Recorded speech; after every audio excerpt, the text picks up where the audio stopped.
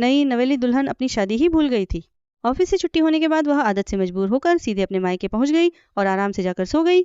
उधर उसका पति घर में अकेला उसका इंतजार करता रह गया। जब दूल्हे को पता चला कि उसकी पत्नी अभी भी अपनी माँ के घर पर है, तो वह आधी रात को ही गाड़ी लेकर उसे लेने पहुंच गया।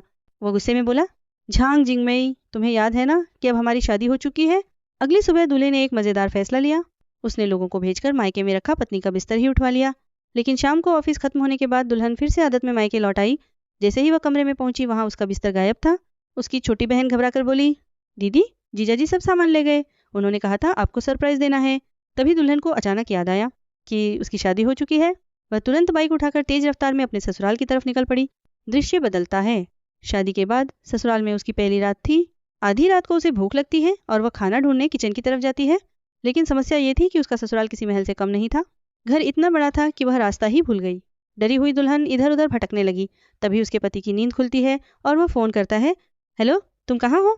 दुल्हन घबराकर बोलती है, मैं रास्ता भूल गई हूँ। पति उसे आसपास की चीजें बताने को कहता है ताकि वह उसे ढूंढ सके। लेकिन दुल्हन सिर्फ इतना कह पाती है, मेरे आसपास बहुत सारे पेड़ हैं। अब इतनी बड़ी हवेली में पेड़ों का पता सुनकर कोई क्या ढूंढे। आखिरकार पति उसे वहीं खड़े रहने को कहता है। फिर वो एक सिग्नल गन चलाता है और कहता है, जहाँ से रोशनी दिखे उधर आ जाओ। कुछ देर बाद दुल्हन उस सिग्नल की मदद से आखिरकार अपने पति तक पहुंच जाती है।